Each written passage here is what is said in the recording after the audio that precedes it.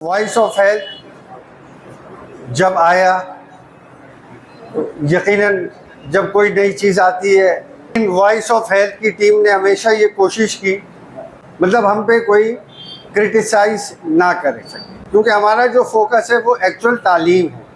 वो इल्म जो अभी डॉक्टर अशफाक अहमद ने दिया, वो इल्म जो डॉक्टर शफीक चिश्ती देते हैं, जो इल्म जो डॉक्टर अतीक अंसारी दे रहे होते हैं, ये वो चीज़ें हैं।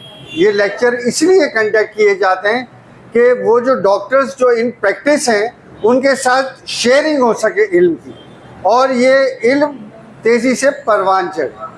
आपने देखा, आप तो मेंबर नेशनल काउंसिल रहे हैं, कि इतनी तरक्की पिछले दौरों में आपने नहीं देखी जितनी माशाल्लाह इनके दौरों में हुई। तो अतीक अंसारी साहब लामवाला, हमारे मुल्क का एक बड़ा नाम। अब मैं उस हस्ती को एक छोटे से शेर के साथ बुलाऊंगा कि सुकूते शाह में गरीबा में सुन सको तो सुनो, मख्तलों से अभी तक सदाएं आती हैं, लहू से जिसको मुनव्वर करे दिमाग बशर, हवाएं ऐसे चिरागों से खौफ खाती हैं। आपकी पुरजोर तालियों में प्रोफेसर अतीक अली अंसारी।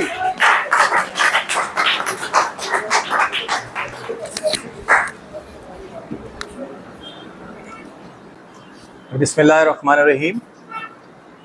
नहायत मोअज़्ज़ज़ हाज़रीन महफ़िल, होम्योपैथिक डॉक्टर्स और तमाम शोबा से ताल्लुक़ रखने वाले मेहमानों को मैं बहुत खुशामदीद कहता हूँ। यहाँ पे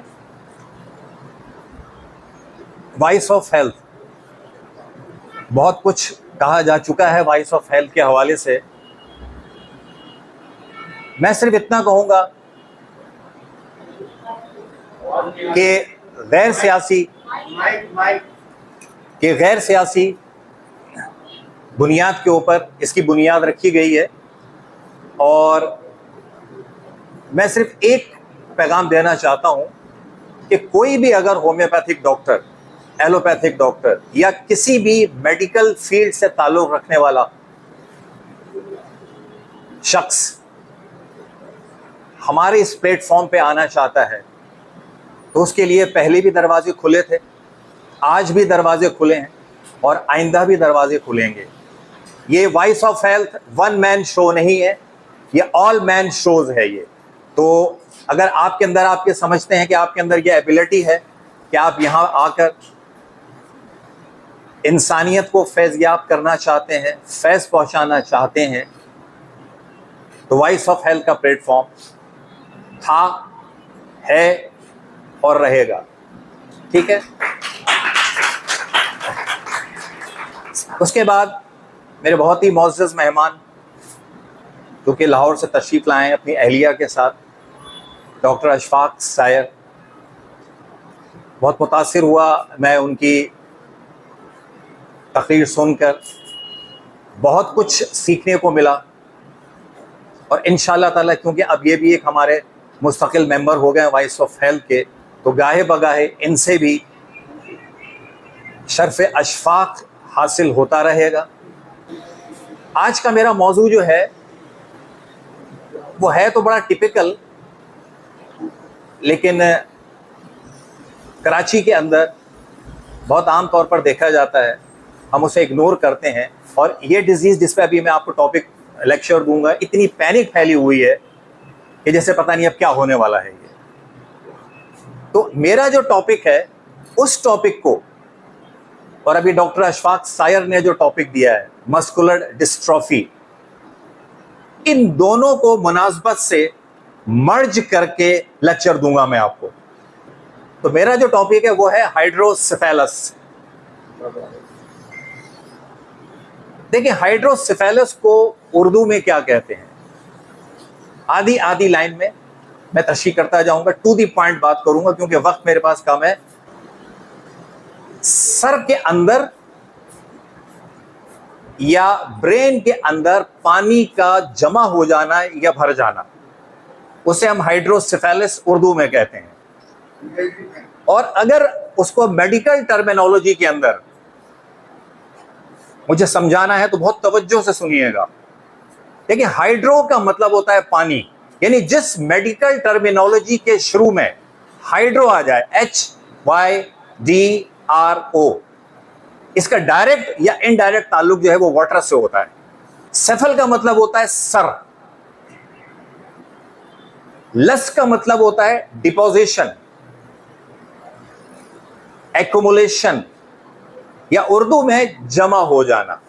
तो अगर मैं इसको इंतहाई सलीस उर्दू में ट्रांसलेशन कर दूं तो इसका मतलब यह हो गया कि सर के अंदर पानी का जमा हो जाना।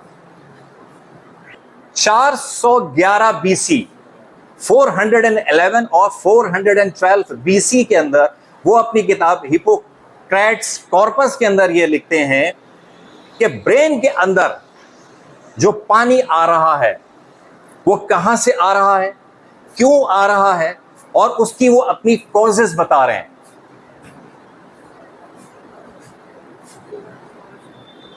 फिर 411 BC के बाद एक और मुसलमान साइंटिस्ट 935 मोहम्मद इब्ने अल राजी, मोहम्मद इब्ने अल राजी 935, ईरान की पैदाइश। उन्होंने मजीद इस पर रिसर्च की और रिसर्च करने के बाद हिप्पोक्रेट्स की जो थ्योरी है, उसकी जो रिसर्च है उसको आगे बढ़ाई। फिर लेटेस्ट रिसर्च क्या हुई, 1684 के अंदर।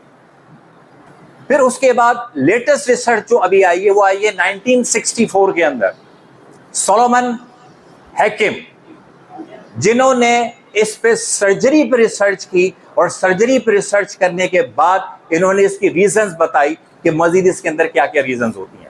अब come to the point, hydrocephalus. Sir brain के अंदर पानी कहां से आता है, कौन सा पानी है ये? क्या आम सा पानी है, बॉडी का इलेक्ट्रोलाइट्स है, या कोई स्पेशल वाटर है जो कि ब्रेन के अंदर आता है? देखिए, ब्रेन के अंदर आने से पहले थोड़ी सी 2 लाइन की एनाटॉमी मैं आपको बताना चाहता हूं, और एनाटॉमी वो ये है कि ब्रेन के जो वेंट्रिकल्स होते हैं, the 4 ventricles in the brain, और ब्रेन जिस कवर के अंदर लिपटा हुआ होता है, जिस झिल्ली में लिपटा हुआ होता है, जिस चादर में लिपटा हुआ होता है, उसको हम मेनिंजेस कहते हैं। और मेनिंजेस के अंदर लेटरल वेंट्रिकल्स जो होता है, उसके अंदर ये आहिस्ता आहिस्ता पानी जो है वो डिपॉजिट होना शुरू हो जाता है। सर इस पानी का जो एब्रीविएशन है वो है CSF, यानी सेरिब्रो स्पाइनल फ्लूइड, जो कि रीढ़ की हड्डी से या हराम मगज से होता हुआ ब्रेन के अंदर आता है और वहां पे डिपोजिशन होना शुरू हो जाता है। अब एक इंपॉर्टेंट सवाल ये पैदा होता है कि अगर कोई भी हाइड्रोसेफेलस के हवाले से कॉम्प्लिकेशन स्टार्ट होती है तो उसकी डिटेक्शन बहुत मुश्किल है। अच्छा, इसके अंदर एक बात और बताना चाहूं कि this is genuine neurological disease या न्यूरोलॉजिकल सिंड्रोम। कंजेनाइटल सबसे ज्यादा देखने में आती है, यानी पैदाइशी तौर पे सबसे ज्यादा होती है ये। सवाल ये पैदा होता है कि अगर ये कंजेनाइटल तौर पे होती है तो हम इसकी डिटेक्शन कैसे करेंगे? बहुत मुश्किल काम है ये। क्या दुनिया के अंदर कोई ऐसी रिसर्च है, कोई ऐसी मेडिकल इंस्ट्रूमेंटल इन्वेस्टिगेशन इंस्ट्रूमेंट है जो कि मां के पेट के अंदर उस फीटस के बारे में ये बता दे कि ये बच्चा जो है वो हाइड्रोसेफेलिस की तरफ जा रहा है? अच्छा, अब डिटेक्शन की बात हम कैसे करेंगे कि अगर मां के पेट के अंदर हाइड्रोसेफेलिस किसी बच्चे को है। देखिए, एक बहुत ही स्पेशलाइज्ड अल्ट्रासाउंड होता है, एनॉमली जो है, एनॉमली अल्ट्रासाउंड होता है जो कि 4th या 5th मंथ के अंदर होता है। अगर 4th या 5th मंथ के अंदर हम अल्ट्रासाउंड के एनोमली करा लें, अगर आप खुद भी अपने डॉक्टर से कहें कि डॉक्टर साहब मुझे एनोमली करानी है, तो वो आपको प्रीफर कर देंगे, रिकमेंड कर देंगे कि जी आपने अल्ट्रासाउंड कराना है। तो उस अल्ट्रासाउंड के अंदर ये डिटेक्शन हो जाती है कि हाइड्रोसेफेलिस की तरफ ये बच्चा जा रहा है, या दूसरी भी अगर कोई डिसएबिलिटीज ऑफ द फीटस अगर है तो वो भी उसके अंदर जो है उसकी डिटेक्शन हो जाती है। ठीक है, क्या ट्रीटमेंट है, क्या सिम्टम्स है, हम क्या क्या करेंगे होम्योपैथी के हवाले से। देखिए, अगर कंजेनाइटल मिसाल के तौर पे कोई बच्चा है, अगर उसको हाइड्रोसेफेलिस होती है, तो एक तो ये है कि सबसे पहले उसके अंदर क्या होगा कि आपको उसका जो एक हेड है, ये जो उसका सर है, आपको एक नॉर्मल बच्चे के मुकाबले में ज्यादा बड़ा नजर आएगा, या उसका शेप जो है वो डिफरेंट नजर आएगा उस नॉर्मल बच्चे के जिसका नॉर्मल सर है। और साइन सिम्टम्स क्या होंगी कि उसकी जो आई बॉल है, rolling of the eye ball, यानी उसकी जो आई बॉल है वो रोल करेगी, बोथ और आइदर। सेकंड क्या है कि उसको डिफिकल्ट ब्रीथिंग है, यानी सांस लेने में उसको बहुत ज्यादा दिक्कत होगी, सांस ऊपर नीचे होगी। फीवर उसको होगा, कफ उसकी जल्दी जाएगी नहीं, फीवर उसको जल्दी कंट्रोल नहीं होगा, कंट्रोल होगा दोबारा रिलैप्सिंग फीवर है, रिकरेंट होगा, बार बार उसको जो है वो आना शुरू हो जाएगा। अच्छा, अब इन तमाम अलामतों की बुनियाद पे हम ट्रीटमेंट क्या करेंगे? क्या होम्योपैथी के अंदर ऐसी अद्वियात मौजूद हैं जो कि सर्जरी को प्रोटेक्ट कर दें? क्योंकि एलोपैथिक के अंदर तो ड्रिल करते हैं, ड्रिल करके पानी को जो है वो सक कर लेते हैं, ड्रेन कर देते हैं, वो निकाल देते हैं। तो क्या होम्योपैथिक के अंदर कोई ऐसी मेडिसिन है जो ड्रिल का काम करे, जो ड्रेनेज का काम करे, जो ड्राइनेस ऑफ द CSF का काम करे? अच्छा, अब दूसरा मसला हमारे पास ये एक आ जाता है कि छोटे बच्चों के अलावा ये एडल्ट्स के अंदर भी देखा जाता है। देखिए, एडल्ट्स में तो इसलिए देखा जाता है कि वो छोटा बच्चा